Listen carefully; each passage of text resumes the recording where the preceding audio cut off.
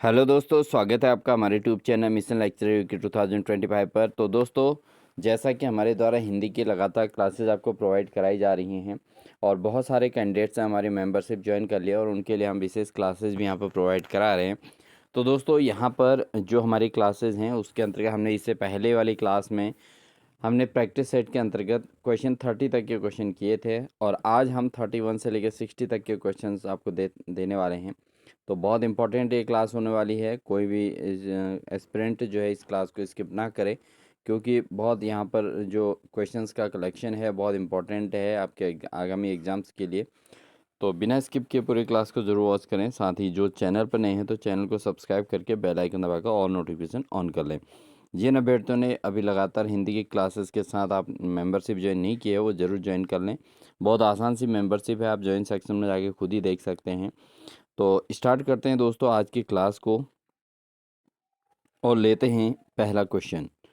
तो दोस्तों, क्वेश्चन है मेरी फिल्मी आत्मकथा 1974 ईस्वी में जो आई थी उसके लेखक कौन है। तो मेरी फिल्मी आत्मकथा किसने लिखी थी? ऑप्शन है बलराज साहनी, देवानंद या पृथ्वीराज कपूर या यशपाल। तो बहुत महत्वपूर्ण क्लास है दोस्तों। तो यहाँ पर मेरी फिल्मी आत्मकथा जो 1974 में आई थी इसके लेखक हैं बलराज साहनी। इम्पॉर्टेंट प्रश्न है दोस्तों, नोट ज़रूर करते रहिएगा, क्योंकि आपके जो ये नोट्स होंगे ये काफ़ी आपके एग्ज़ाम्स के लिए हेल्पफुल होने वाले हैं। अगला क्वेश्चन है दोस्तों, रामविलास शर्मा की आत्मकथा अपनी धरती अपने लोग जो 1996 ईस्वी में कितने भागों में आई थी। तो रामविलास शर्मा की जो आत्मकथा है दोस्तों अपनी धरती अपने लोग, तो ये कितने भागों में है? 2, 3, 4 या 1? तो दोस्तों ये जो है कुल 3 भागों में है। अपनी धरती अपने लोग किसकी किसकी आत्मकथा है? ये है रामविलास शर्मा की। ठीक है।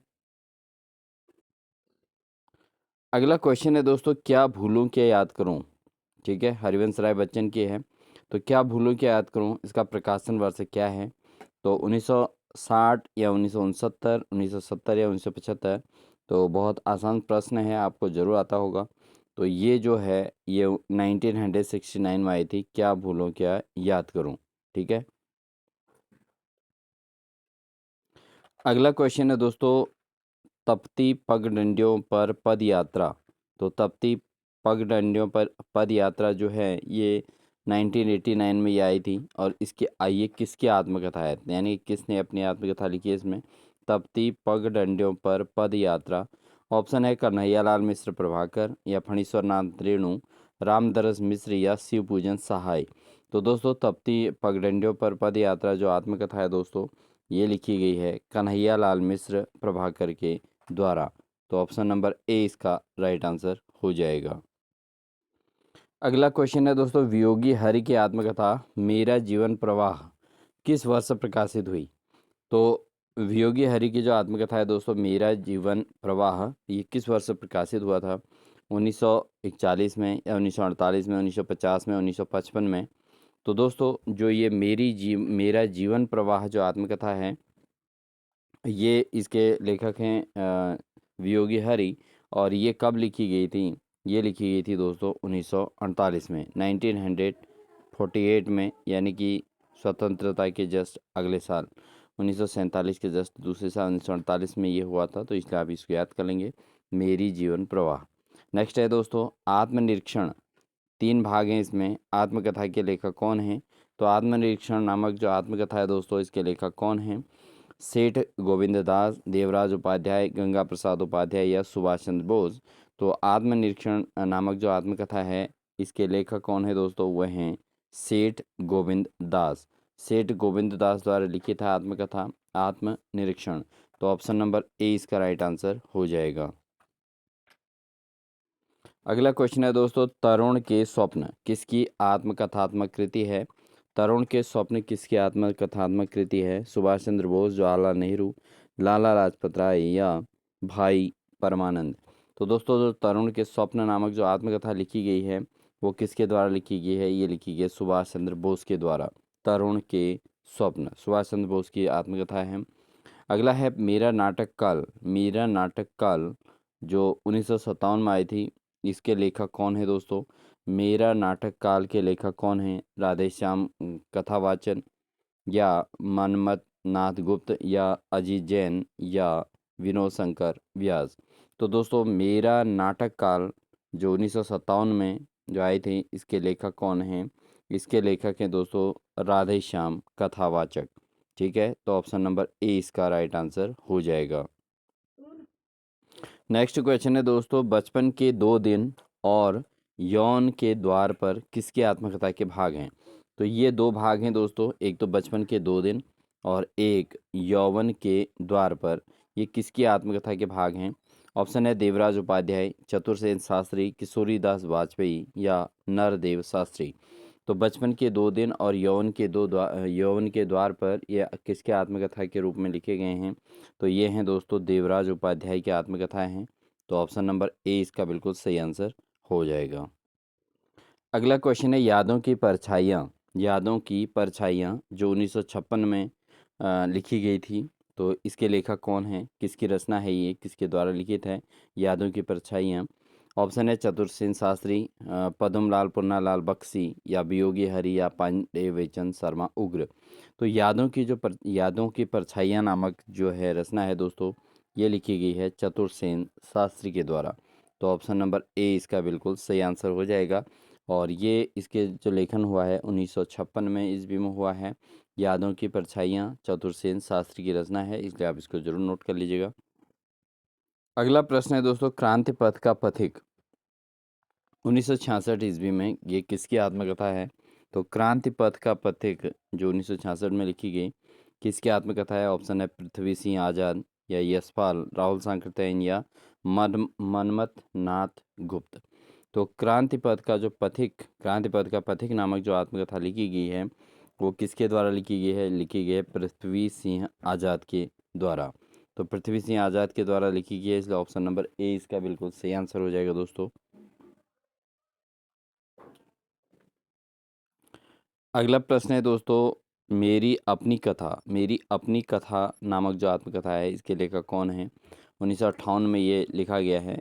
तो मेरी अपनी कथा के लेखक कौन है? ऑप्शन है पद्मलाल पुन्नालाल बख्शी, बाबूलाल गुलाब राय, डॉक्टर नगेंद्र या सुमित्रानंदन पंत।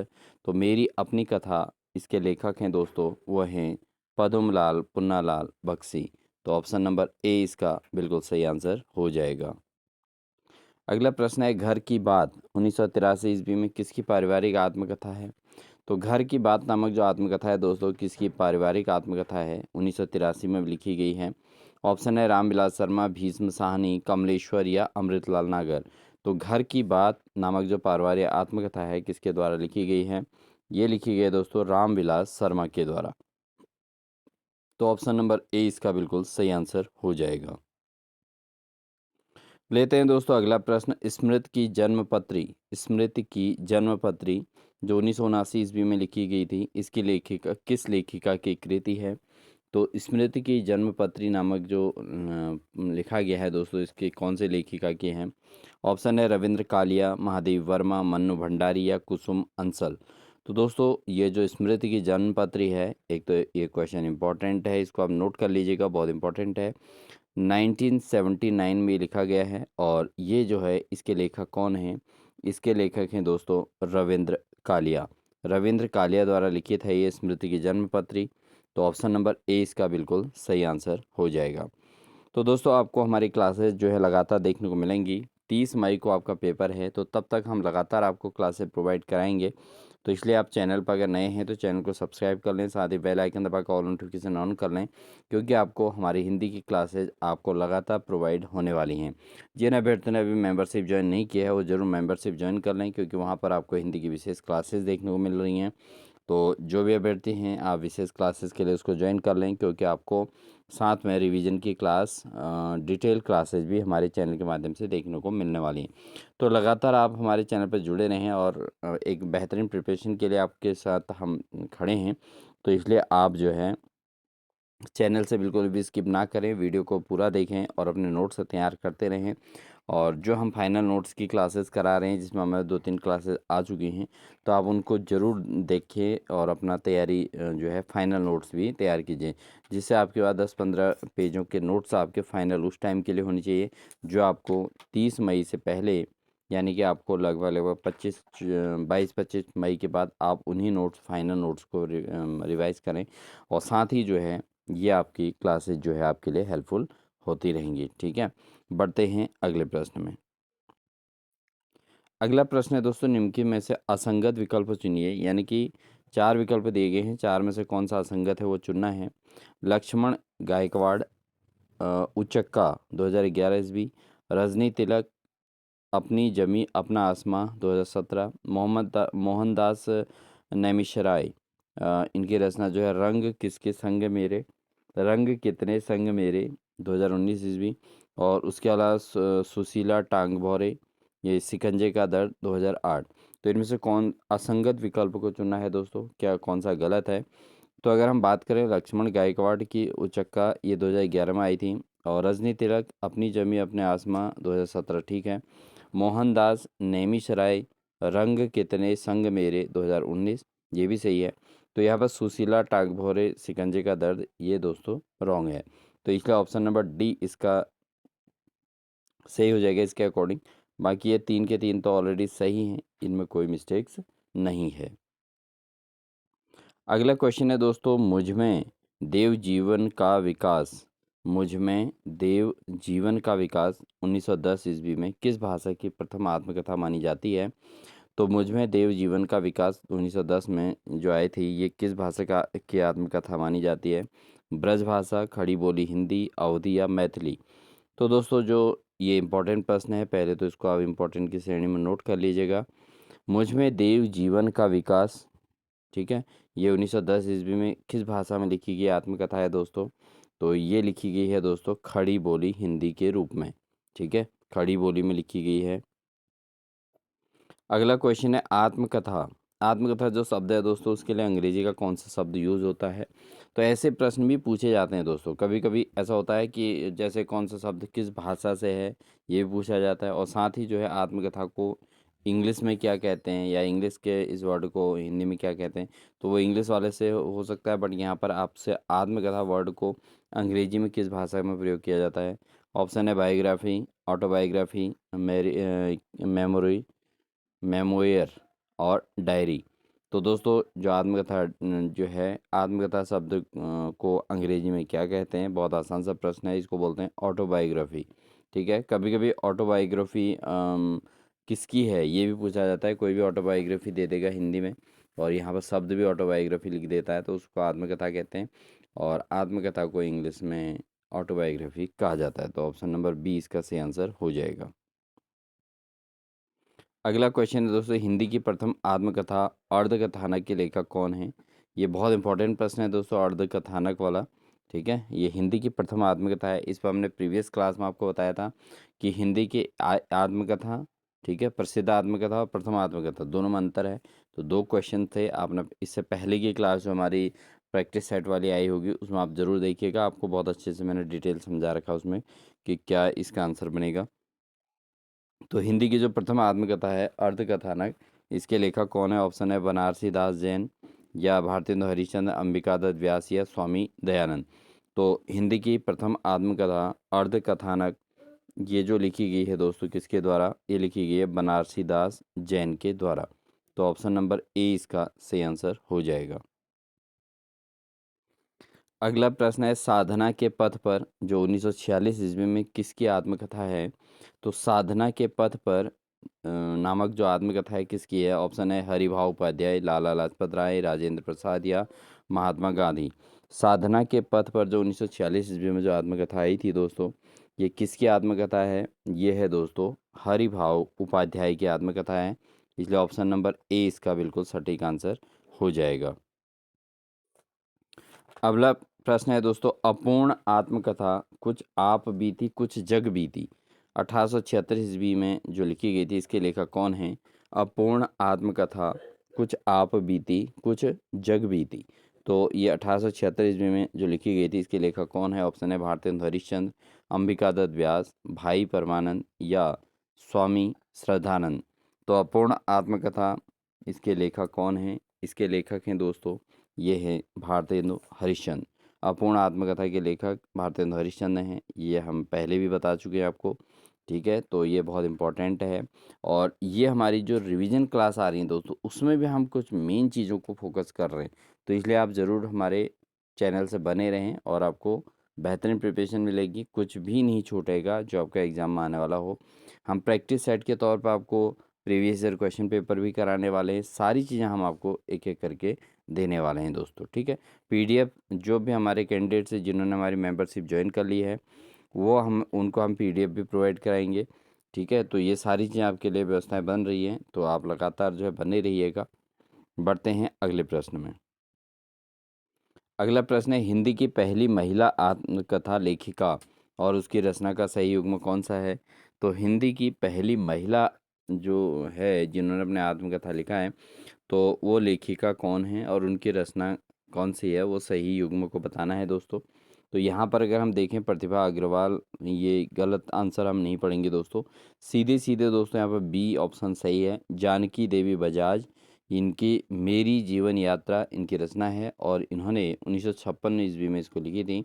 ये पहली ऐसी महिला हैं जिन्होंने अपनी आत्मकथा है लिखी है, तो पहले प्रथम महिला लेखिका है ये, और इन्होंने अपने आत्मकथा का नाम दिया है मेरी जीवन यात्रा। 1956 में इन्होंने लिखी और इनका नाम है जानकी देवी बजाज। ठीक है, तो ऑप्शन नंबर बी इसका सही आंसर हो जाएगा। अगला प्रश्न है दोस्तों, लगता नहीं है दिल मेरा 1997 ईस्वी और औरत 2010, ये किसकी आत्मकथा के दो भाग हैं? ठीक है, तो एक 1997 में और एक 2010 में। तो लगता नहीं है दिल मेरा, ये तो एक हो गया, और दूसरा और औरत, ये 2010 ईस्वी में, ये किसकी आत्मकथा के दो भाग हैं? ऑप्शन है मैत्री पुष्पा या कृष्णा अग्निहोत्री, पद्या सचदेवा या शीला झुंझुनवाला। तो दोस्तों ये जो आत्मकथा लिखी गई है, लगता नहीं है दिल मेरा और औरत, तो ये दोनों आत्मकथा जो अलग अलग भाग हैं, किसी एक ही की आत्मकथाएं हैं। तो ये हैं दोस्तों कृष्णा अग्निहोत्री ने लिखी हैं ये आत्मकथाएं। तो ये लेटेस्ट हैं दोस्तों, इन ये तो आपको बहुत इम्पोर्टेंट हैं, क्योंकि अब ये जो है आपके सिलेबस के अकॉर्डिंग हम कंटेंट ला रहे हैं, क्योंकि सिलेबस में आपको दिया गया है कि आधुनिक काल के मैटर को भी इम्पोर्टेंस दिया गया है, और साथ ही अभी हमें उत्तराखंड के अंतर्गत की चीज़ें भी पढ़नी हैं, उसकी भी क्लास हम आपको प्रोवाइड कराएंगे। ठीक है, तो बहुत महत्वपूर्ण क्लास आपके लिए लाने वाले हैं, इसलिए आप बने रहिएगा। बढ़ते हैं अगले प्रश्न में। अगला क्वेश्चन है, सूची 1 में आत्मकथा और सूची 2 में लेखिका को सम्मिलित कीजिए। तो यहाँ पर आत्मकथा और लेखिकाओं के नाम है दोस्तों। पहला है बूंद बावड़ी, ये इसमें जो है सूची 1 के साथ 2 को मिलान करना है। तो अगर हम इसमें सही से सीधे आंसर को समझें, तो दोस्तों जो यहाँ पर, तो अगर हम बूंद बूंद बावड़ी की बात करें दोस्तों, ये पद्मा सचदेवा की ही है, तो ये बिल्कुल सही मिलान किया गया है। उसके अलावा कस्तूरी कुंडल बसें जो आत्मकथा है दोस्तों, इसके लेखिका है मैत्री पुष्पा, ये बिल्कुल ठीक है। इसके अलावा कुछ कही और कुछ अनकही, ये किसकी है? ये है शीला झुंझुनवाला। ठीक है, तो ये आत्मकथा की लेखिका हैं शीला झुंझुनवाला, जिनकी है कुछ कही कुछ अनकही। और कस्तूरी कुंडल बसें ये मैत्री पुष्पा की है, और बूंद बावड़ी जो है पद्मा सचदेवा की है। और नेक्स्ट चौथा जो है, फोर्थ है दोस्तों, जो कहा नहीं गया, ये कुसुम अंसल की है। किसकी है? कुसुम अंसल की। तो जो कहा नहीं गया, ये कुसुम अंसल की है। तो ये आपके पास 4 के 4 जो दे रखे हैं, इसमें ये 4 के 4 बिल्कुल सही सुमेलित दे रखे हैं ऑलरेडी। तो यहाँ पर ऑप्शन नंबर ए सही हो जाएगा दोस्तों। पहले का ए, दूसरे का बी, तीसरे का सी, चौथे का डी। ठीक है, अगला प्रश्न है, गुड़िया भीतर गुड़िया।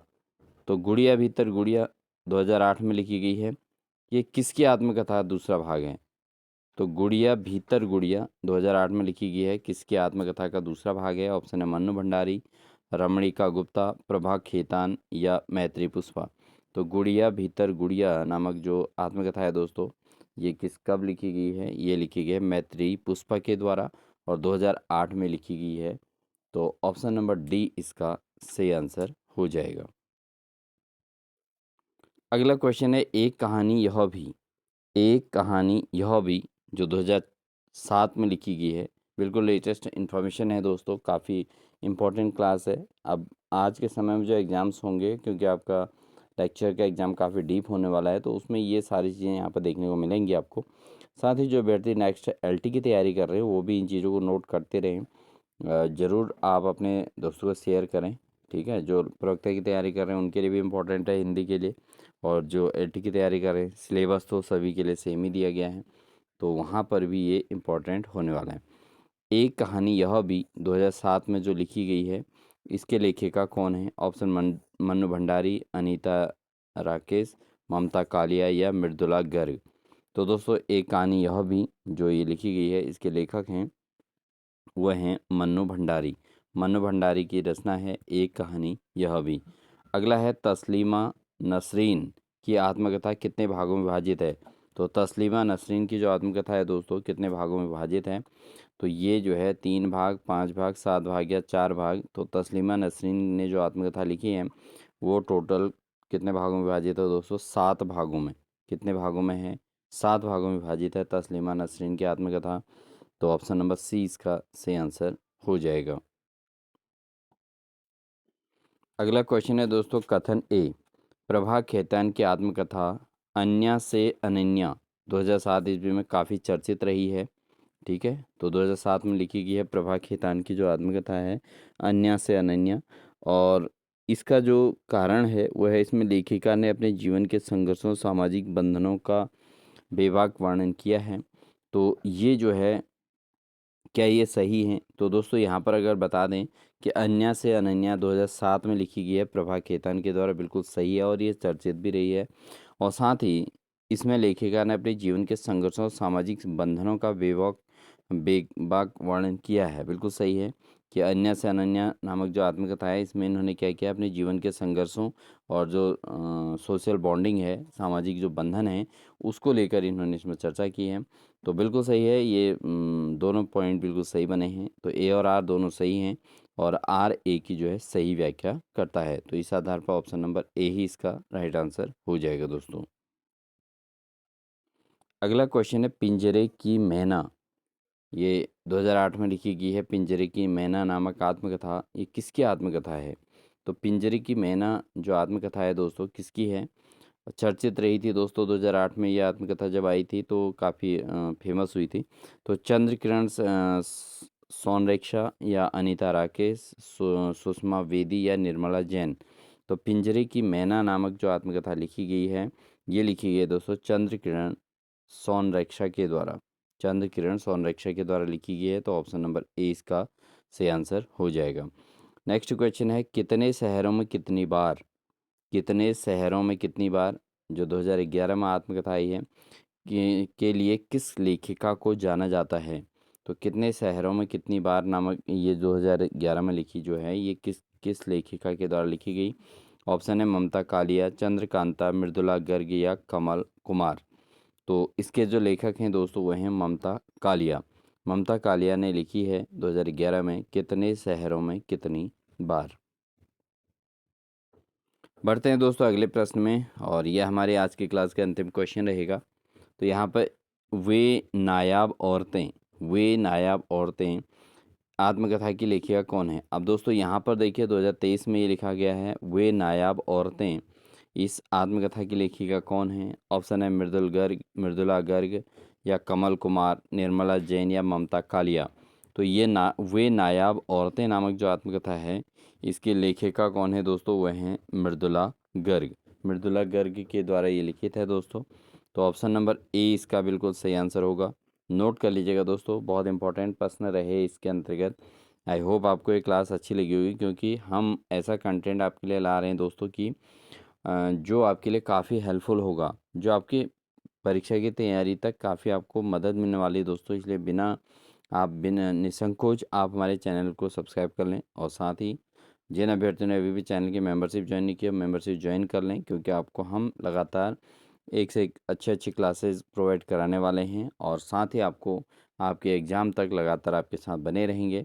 तो इसलिए जो है आप भी हमें जो है सपोर्ट ज़रूर कीजिएगा और साथ ही अपने दोस्तों को शेयर कीजिएगा। दोस्तों अधिक से अधिक, जितना अधिक से अधिक लोगों तक शेयर कर सकें शेयर कर दीजिएगा, क्योंकि किसी की मदद करना ही जो है अपनी मदद खुद होती है अगर आप दूसरों की मदद करेंगे। और साथ ही दोस्तों अपनी तैयारी को एक मजबूती दीजिएगा, क्योंकि बहुत सारे फॉर्म अप्लाई हुए हैं उत्तराखंड के अंतर्गत, प्रवक्ता के अंतर्गत लगभग 63,000 जो है फॉर्म अप्लाई हुए हैं लेक्चर के अंतर्गत। तो सोचिए कि इतने कम पोस्ट के लिए इतने ज़्यादा एप्लीकेंट अप्लाई किए हुए हैं, तो काफ़ी कंपटीशन रहेगा हिंदी के अंतर्गत भी, और सबसे ज़्यादा कैंडिडेट हिंदी के अंतर्गत ही होते हैं। तो अपनी तैयारी को मजबूती दीजिएगा, बहुत अच्छी प्रिपरेशन कीजिएगा। मिलते हैं आपको नेक्स्ट क्लास के साथ दोस्तों। तब तक के लिए जो अभ्यर्थी चैनल पर नए हैं चैनल को सब्सक्राइब कर लें, साथ ही बेल आइकन दबा कर ऑल नोटिफिकेशन ऑन कर लें।